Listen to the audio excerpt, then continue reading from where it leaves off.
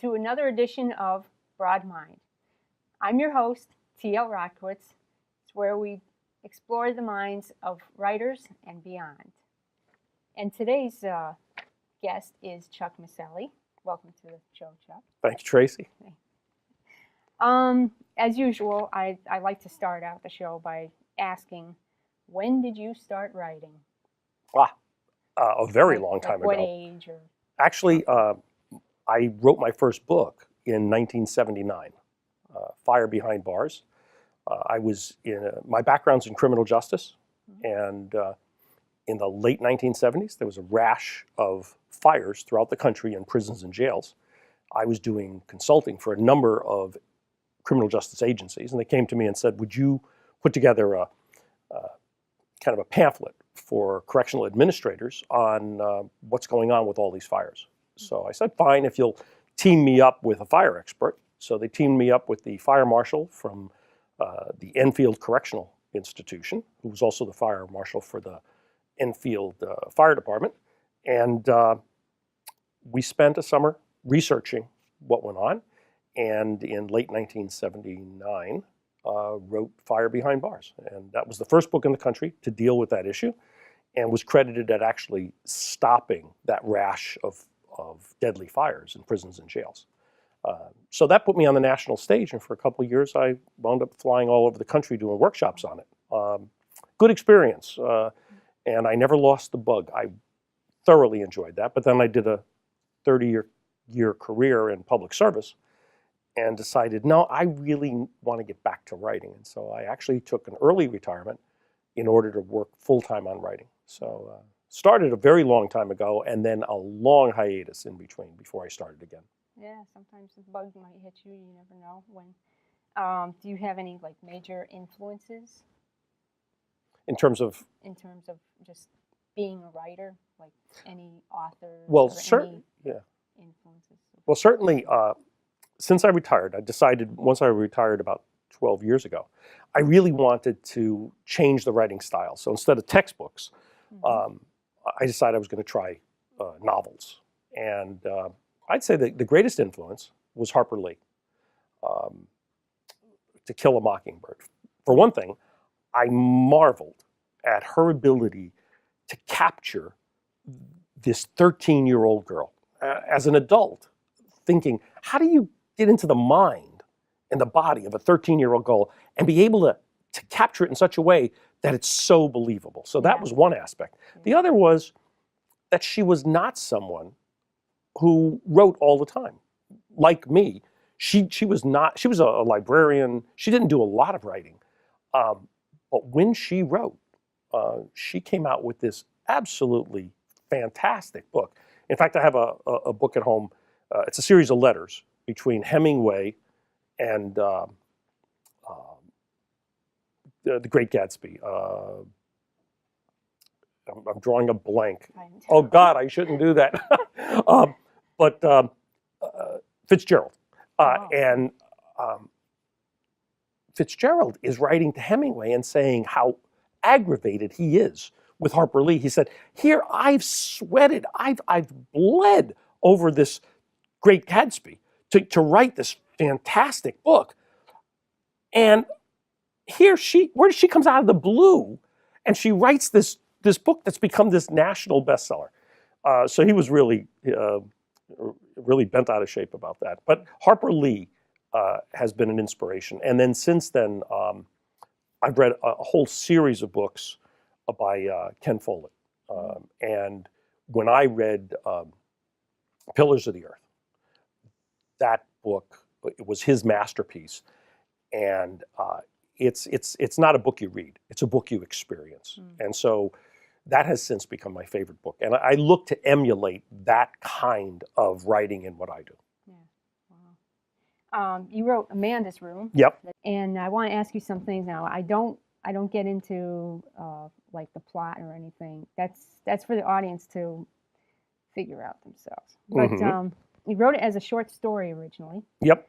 But how did you expand upon that so it would become a full-length novel from a small story to something much bigger. Well, I wrote it originally on a cruise. I had a whole week to do nothing but sit and relax and write. And I brought journals with me, and I wrote it start to finish as this short story. And I showed it to some of the other people that were on the cruise with me at the end of the cruise, and they really liked it. So I thought, geez, maybe there's something here. Now, I should go back a little bit. Amanda's Room was not the book I originally set out to write. Black Kettle Drowning is my Pillars of the Earth.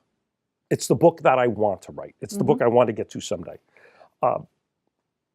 It's about life and death in the anthracite coal mining region of Pennsylvania. My father was a coal miner, and he died of the black lung. And that left an impression on me. That's the book that I need to write.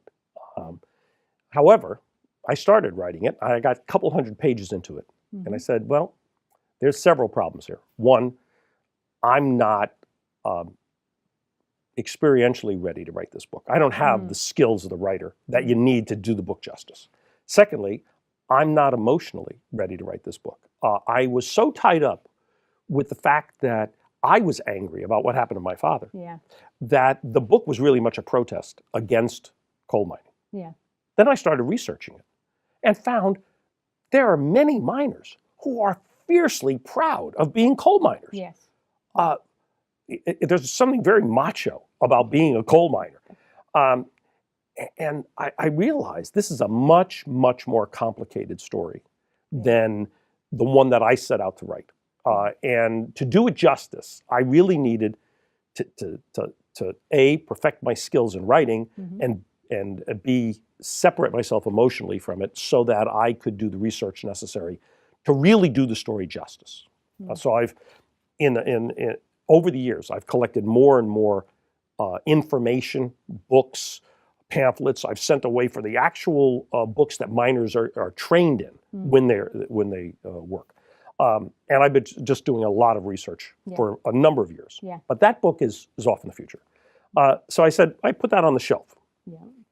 There was a second book, and it's the one that will be coming out this year. That's called Injured Angels. That book deals with many people lose someone very close to them.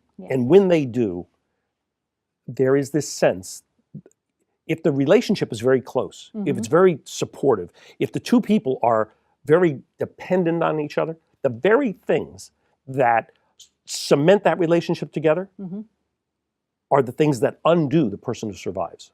Because there's this sense that without my spouse here, without my other, there's no reason for me to live. Once again, a very important story based a lot on experiences that I've had with other people who have had these losses in their lives. So I started to write that one and got a couple hundred pages down that road. It was a book that I couldn't decide. Is this a memoir? Is this a biography? Or is this a novel? And then I decided, because of the impact on the privacy of the people that are involved, it probably needs to be a novel. Also, that gave me a chance to expand on the story and the characters. Once again, a couple hundred pages down the road, and just didn't go anywhere. Then I went back to this short story that I wrote on this cruise. And I said, okay, the other two books I'm not ready for. But this book, this I could turn into a book. And so I started revisiting. And the trouble with, it was originally called A Room. It was a short story. But the problem was, I'd go around explaining it to people. I've written a book about this environment, this room, which is this perfect environment where everything is very positive. You walk in the room, you get this sense of peace. You get this sense of calmness. You can't be deceitful in the room. There really is something spiritual about the environment. And as soon as I finished that explanation, people would say, have you read The Shack? Well, in the interim of writing these other two books, and when I had written the original, The Room, this guy, William Paul Young, writes this book called The Shack. Oh, independent author, writes this book. It becomes a national bestseller. I think Oh, at least 3 million copies? Yes, over 3 million copies sold. Mm. So everybody I talked to about Amanda's Room, Yeah. or at least The Room, would say, oh, so have you read The Shack? So I thought, if I write this book the way I originally set out, Mm-hmm. they're going to think I just ripped off William Young's idea about The Shack. So I said, it needs something different. It needs to be a different kind of book altogether. So instead of spiritual, I expanded the story to be paranormal. Why does this room have these powers? In The Shack, he meets God in this cabin out in the woods. Well, in Amanda's Room, we meet Amanda. And Amanda has died at a very young age, and has never had the benefit of communicating with people. Amanda has been alone in this abandoned mansion for 18 years, her spirit. And so she never learned how to communicate with words. She learned how to communicate by manipulating the environment and then the weather. And in fact, as the book continues, the question is Amanda the weather? Are there any methods you use to when you write? I guess it's the same as I use for anything I do. I do a lot of events. I did Winter Wonderland in Hartford, the Trainland, where people would come in and see this massive train display on the first floor of the old G. Fox building.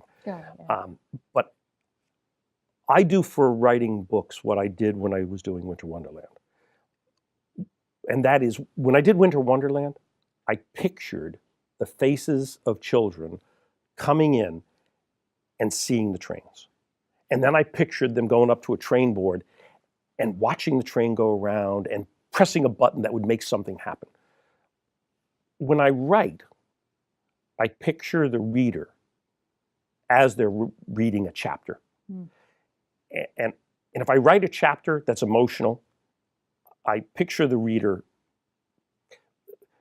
if it's going to be a little scary, I picture the reader kind of moving over in the bed and looking around a little bit. Or if it's emotional, and that's more important to me.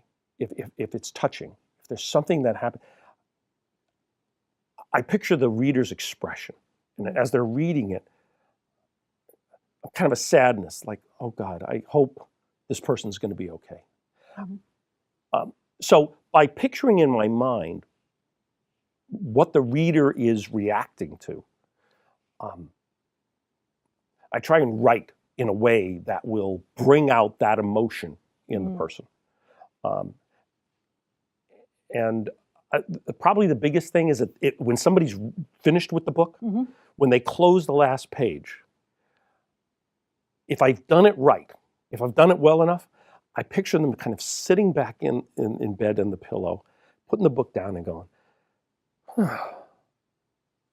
that sigh, like, wow, that was worth my time. Satisfying. If I can make someone feel like the last couple hours or however long it took them to read the book was worth it, that they got that out of it, I'm in heaven.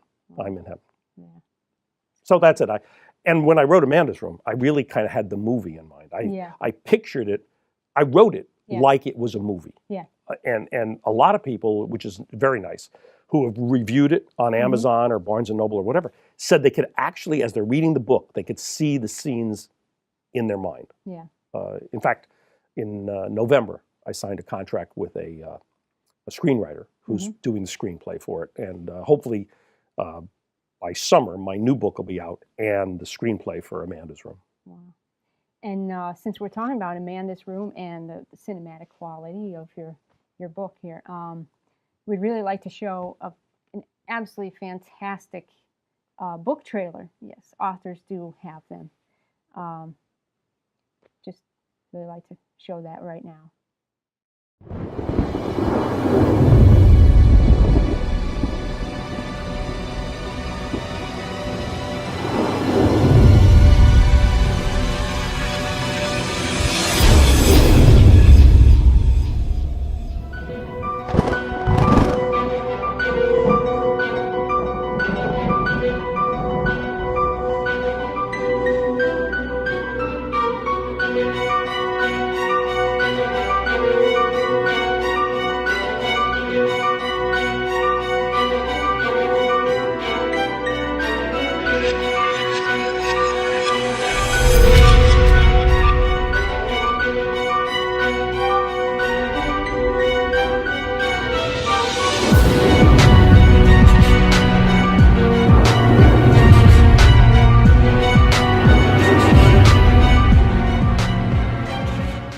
Okay, so now we've seen the trailer. Can you explain a little something about that cinematic quality? Well, actually, I'm very, very proud of the trailer. Just amazing. I'm glad you liked it. My son and daughter-in-law run Miceli Productions, and they actually created that trailer. They also designed the cover of my book. They're just excellent with video and with photography. In fact, they have done many of the commercials for the Hartford stage. I used to direct plays, and my son kind of grew up in that environment of theater and plays and scenes and sets and lighting. So I like to take a little credit for maybe some of his creativity, although I think he's far eclipsed me, and I'm extremely proud of that trailer. As you should, yes. Now you're talking about the cinematic quality. This is something I can definitely relate to because I love to write this way, but the approach in which you do it. I personally like to have my scenes like they're acts instead of just pages of words. Mm-hmm. Do you ever get like influenced by say like actors or whatever, you think that you know who's going to play a certain part? Oh. You know, like say for instance who's going to be Amanda, and then you have that scene in your head, and all of a sudden it's like I got to write it that way. Or sometimes I even act out certain scenes, so then I'll know exactly what I'm trying to reach for, the emotional value of that piece or that character or whatever. Do you have? Absolutely. For one thing, Amanda in particular is kind of interesting because in the entire book, you never see Amanda. You never hear from her directly. In fact, at the very end of the book, you could argue, one of the main characters, Burt Myers, did Amanda ever exist at all, or was this all just coincidence? So I'm very proud of the fact that I set out to do that, and I think that I accomplished that. But the main protagonist, Katie Jarvis, for a long time, when my family gets together, my wife, myself, and my children, we sometimes all fixate on one program. So for many, many years, it was Star Trek. And then it was, the X-Files. And but one of them we hooked on several years ago was Lost.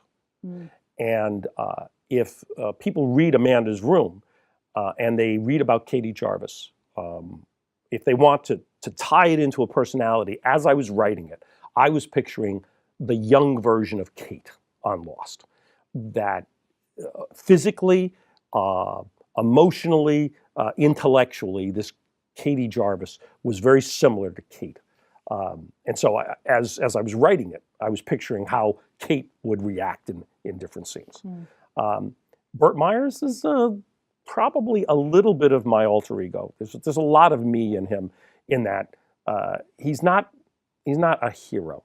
He's not the superhero who runs around saving everybody. He's very, very human, very conflicted in terms of always tenuous about what he's doing. So each of the characters, as you said, I kind of picture who would that character be if I was watching a movie. And a number of them came out of that.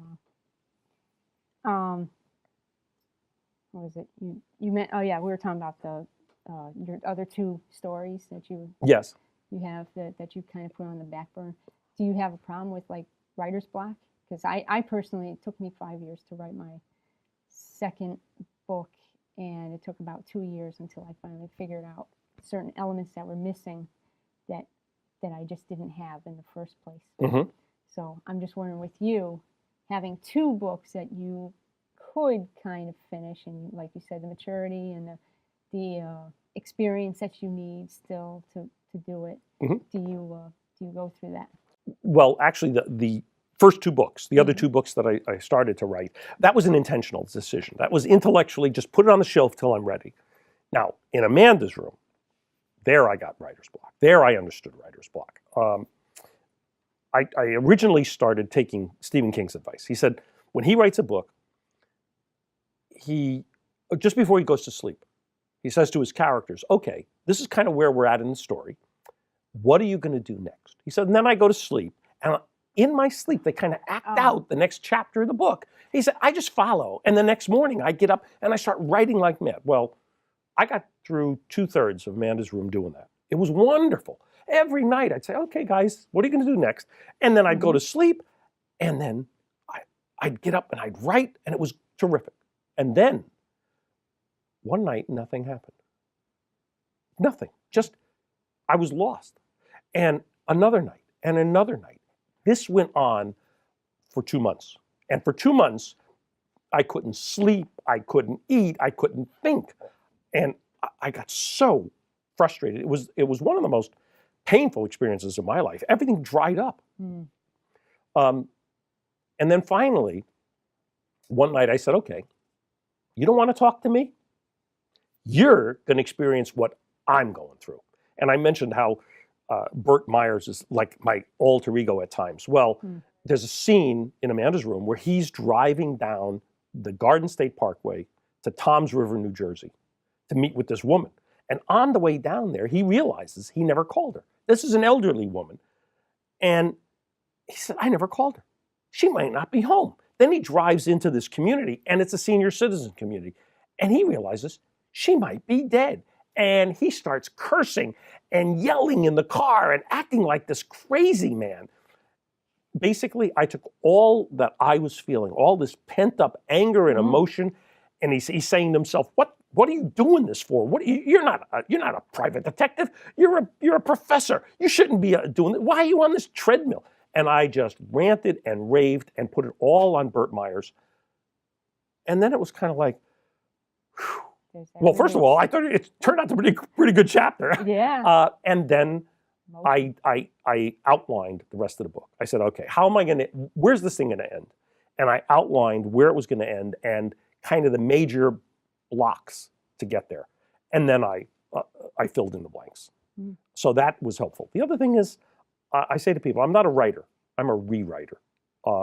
I've come to understand the first things that I write, no matter what I'm working on, really are pretty bad. And that's okay. Then I go back and I reread it and I rewrite it. And then I give it to people and I say, tell me everything you don't like about it.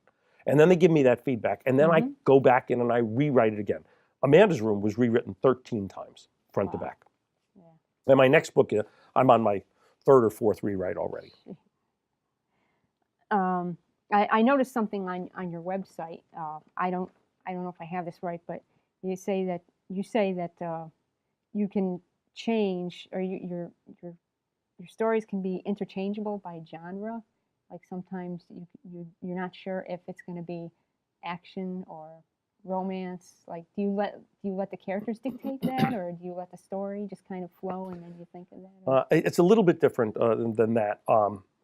For a while, I got trapped into what the industry expects of you. In the writing industry, Amanda's Room, it's a paranormal thriller. It's a thriller, right? And the characters are involved in this action with this violent weather and all of the as the story continues, it builds up momentum, and it goes from character development into mystery into thriller. Well, the industry, it's like, okay, if you've written a thriller and you've got some main characters, now you got to write the sequel. You got to write the next sequel. You got to write the series. Yeah. And so I got trapped into that for a while, and I started writing because everybody was saying, we want to hear more about Katie Jarvis. We want to know what does she do next. So I artificially put her into my next book. Well, then this is a thriller. The next book is a literary novel. In a sense, it's a late-in-life romance, but it's more than that. But it's a literary novel. Katie had no business in there. I artificially put her in because I thought I should. And then I realized, no. I've written a thriller, and I tried to write it as a really good thriller. Now I'm writing a literary novel, and I want it to be the best literary novel it can be. It's a totally different genre. And somebody who reads thrillers may not read a literary novel. Hopefully they will. But it's a completely different genre. Black Hell Drowning will be a multi-generational historical novel. Completely different again.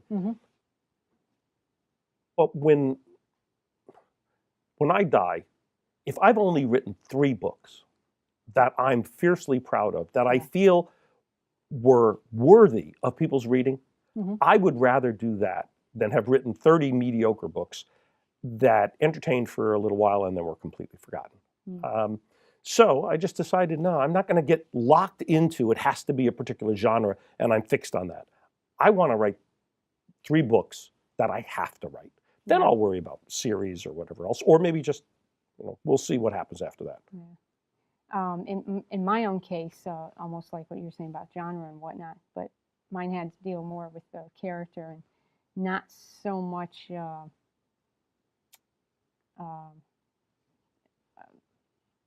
what do I want to say? The writer's block, but it was the character that kind of dictated which way the story would move, like you're saying about Katie. You want to put her in another story or whatever, people telling you to do that. And I thought I was doing the right thing, but I kept on getting stuck because it wasn't the right character. You need someone from an outside point of view in that certain industry. Like I write about music, so I had to get someone who was outside of it a little bit more, so then I could have more conflict. That's a big thing when you write. Is always conflict. Yep. So that's what I needed, and that was the only way I could keep on rolling with it. And I don't think I would personally use those same characters in another story, even if somebody said, I just love them. Well, I love them too, but they've served their purpose. So it's like, it's time to move on. Maybe I can have someone that's similar to them, but I'm not going to rack my brains out thinking that I can change them, because I don't think my characters are interchangeable. I don't know if you feel the same way. Well, I think you're saying you want to be true to what you're writing, instead of trying to meet some sort of commercial requirement. You're trying to be true to the literary soul of what you're doing. And I think my experience is that's a better way to go. I've now that you've talked about more like the nonfiction from like what you had written back in '79, do you find it easier to write nonfiction or fiction? I'm going to guess nonfiction. I wrote a government monograph too on visiting procedures, and it had flow charts and had all sorts of other stuff in it. It's research, and then it's documenting the research, and it's putting it out in a way that people can understand. And I'm pretty good at that, but it's more mechanical from my standpoint. Now, I'm sure people who write really good nonfiction, some of the better self-help books, The 7 Habits of Highly Effective People, that's there's a novel quality to their writing. They're writing something that's factual, but they're also writing it in an entertaining way. I haven't really tried to do that. The kind of nonfiction, although no, I guess I had a whole series of chapters in Fire Behind Bars that really dealt with escapes, using fire as an escape means. And that was, I got a letter from the Federal Emergency Management Association saying that they were they enjoyed reading my book so much. So I guess maybe there was a little bit of a novel quality. But when I write novels, I tell people who say, I don't read nonfiction. I mean, I don't read fiction. I only read nonfiction. My answer to that is nonfiction gives you the what and the how of life. Fiction, if it's well written, if it's really good fiction, gives you the why. In fiction, we try to get into the soul of the person, into the mind and the emotions of the person, and then we try to bring that out of them so that the reader can experience that. That's a lot of work. Yes, definitely. Do you consider yourself as an indie author? I consider myself an author. I self-published the first edition of Amanda's Room because I just didn't. Maybe I was just too lazy, or it was just an ego thing. But sending out 100 query letters and getting 100 rejections and going through that over and over again Painful. was not something I was willing to subject myself Yeah. to. I did send out a few query letters, and then I just decided, no, I want people to read the book. And so Yes. I published. Yeah. This is the original version of Amanda's Room, and this is in the third printing. First printing was self-published, second, I think, and then third through Hitchcock Lake Publications. This is the new, which I'm very proud of. This is the reader's edition. This is going to be published by Husky Trail Press later on this month, but you can see the difference there. This is a shorter, quicker read. This is really for the bookstores and the drugstores and the libraries and things like that. This one has all of the quotes about the weather, and it's a little more complicated book. So I was very pleased. It's this one's a publisher, and this one originally was self-published and then moved to an imprint. So I'm an author, and my next book, I'll query a very small number of agents and publishers. And if one of them immediately says, I love this, and picks up on it, great. And if not, I'm fine either going small publisher or self-publishing again. I just want people to read the books. And I really don't have the interest in going down the query and agent route and keep begging people to publish it. No, if it's a good book, it'll sell itself. I was going to ask you, but you kind of touched it. I was going to say, what are your thoughts on indie publishing and how it's treated as opposed to the traditional route? I think it's the gamut. It's the continuum. In publishing, and there I do have to, traditional publishing, there's a funnel. All the books are out here, and then there's this funnel, and all these authors are trying to get through this very narrow opening. And so a lot of books, a lot of poor books never make it through the funnel, but a lot of good books and some masterpieces never make it through the funnel. Whereas in indie publishing, anyone can publish the book. And so you have this continuum of books that are, frankly, very poorly written. Poor grammar, poor punctuation, lack of a coherent story. And then you've got books at the other end that literally, some independently published books have won Pulitzer Prizes. Norman Vincent Peale's book, I just read, he got so disgusted because nobody wanted to publish his book. He threw it in the trash can and told his wife not to take it out of the trash can.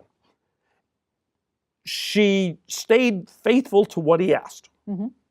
She didn't take it out of the trash can, but she took the trash can to publishers with the book in it so they could pull it out until one of them published it. And it's become one of the most popular, enduring books of all times. I think there are some fantastic independent authors. I think we need a standard.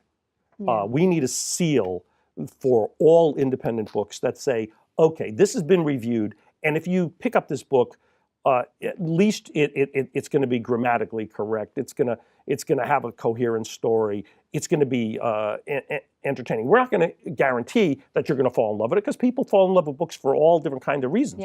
But it'll be a good quality book. That doesn't exist right now. So I think readers should look at reviews of books. They should look at awards that books have won. They should look at the author and the track record, if they read something by the same author before, to be educated. But I sure wouldn't stay away from independently published books because there are magnificent independently published books out there that should be read. Another question I had to ask because of the indie publishing thing. Do you think it's based on creative control? That authors choose to self-publish to make sure that their story is what they started out with, as to what an agent is telling them what they feel is like the flavor of the month or something, you know. Yes and no. First of all, I sometimes teach writing. Mm-hmm. And when I do, what I say to writers, new writers, everyone writes the book he or she loves to read. Mm-hmm. Great authors write the books other people want to read. We all, anybody who writes, we all write what we love. And that's the death knell. Stephen King says, kill your darlings. Well, when we read what we wrote, we thought it's the greatest thing that's ever been written. The reality is it's not. In fact, if you put it in a drawer for a couple months and then you come back to it, sometimes you open up what you wrote and say, oh my God, I can't believe I wrote that. Yeah. And so I don't think it's that. So part of it, yes, people resist having their work reviewed and commented on and told that they should change it.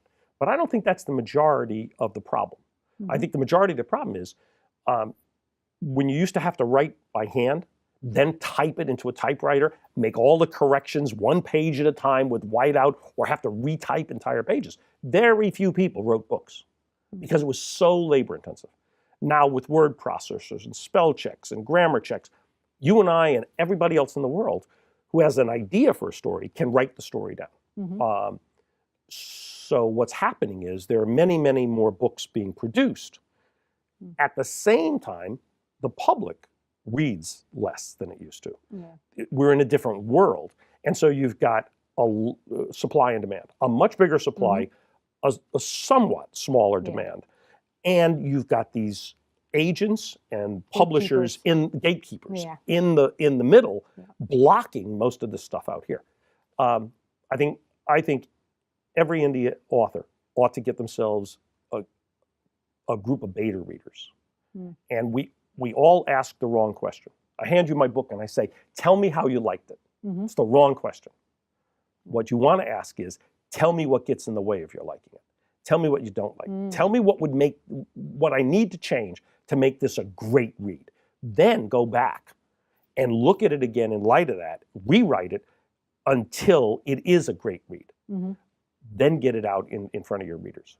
Mm. If all of us as independent authors did that, then we could pretty much guarantee all of our readers would love what we write. Mm. I always like to ask my guests this at the very, very end, but what do your stories strive for in one word? Significance. I have a blog. It's called Something Significant Yet to Do. When I write, I want what I write to be significant, regardless of the genre. If it's paranormal thriller, if it's literary, if it's historical, I want it to be significant. I want it to make an impression on the lives of the people who read it. And pretty much that's my mantra for my life. In my life, I would like the world to be a little bit better place mm-hmm. for my having been here. And so I want what I do to be significant. I keep on looking at this little Kit Kat clock, and I have to ask, is there a significance to Oh, very much so. Here in fact, table. If you look at the back cover of Amanda's room here, you'll see the Kit Kat clock there. And if you look in the new Reader's Edition, the inside cover, the whole inside cover, is that clock. Okay. Now, that Kit Kat clock was in my grandmother's kitchen in Pittston, Pennsylvania. As a little child, I walked in to the kitchen and I saw the eyes moving and the tail wagging, and it fascinated me. Mm-hmm. So when I wrote a book about a room that had supernatural qualities and thought, there's a clock in that room, and this is a child's room, what kind of clock would be in that room? It had to be that clock. And then the difference is, in Amanda's room, it's the electric version, which is the same as my grandmother had. That is, mm-hmm. it plugs into the wall. Mm-hmm. If you pull the plug out, it stops. Yeah. Well, in Amanda's room, the eyes move, the tail wags, mm-hmm. but the hands never move. The hands always stay at 10:07. In the meantime, in Amanda's room, there is no electricity. So it's plugged into the wall, but there's no electricity in the wall. And if you pull the plug out of the wall, the lights in the room go out. The heat goes out. A little bit of a Twilight Zone element going on with that little kitty cat clock. I actually rewrote the ending of the book because in the original ending, the clock was destroyed in a storm at the very end of the book. And I fell so much in love with the clock that I rewrote the ending so that the clock survives. Oh. If there's ever a sequel, the clock will be in the sequel. Oh, cool. Are there any outlets you have your books available through, like internet, bookstore, library? Yes, actually, if people go to my website, authorchuckmiceli.com, that's my name, authorchuckmiceli.com, there'll be a section there where it lists where the book is available. But brick and mortar, Tops Market in Southington, Connecticut, and Grace's Restaurant in Plantsville, Connecticut, both have the book for sale right in the store. A number of libraries are listed in Connecticut, Massachusetts, and Pennsylvania. The book is available for both print and ebook. It's available for print and the Kindle on Amazon.com. So if they go Chuck Miceli, Amanda's Room, Amazon.com, it'll bring them there. Or it's available in print and for the Nook on BarnesandNoble.com. If they don't have the Kindle or the Nook, they can get it in all of the other ebook formats on Smashwords.com. So Smashwords.com, Amanda's Room, Chuck Miceli. It's also available in print form through PearTreePublishing.com in Massachusetts, and they can order the print book on there as well. And then if you just went on the internet and in Google or one of the other search engines and type Chuck Miceli, Amanda's Room, I take up about the first several pages. So I've been around a long time and been doing a lot. So okay. Well, that's all the time we have for today, but I'd like to thank our guest, Chuck Miceli. Thank you very much. Thank you. It's been a pleasure. Oh, it's definitely been my pleasure, too. Well, good. Thank you. Just want to say thanks to everybody for tuning in. I am T.L. Rotkiewicz. This has been Broad Mind, and until then.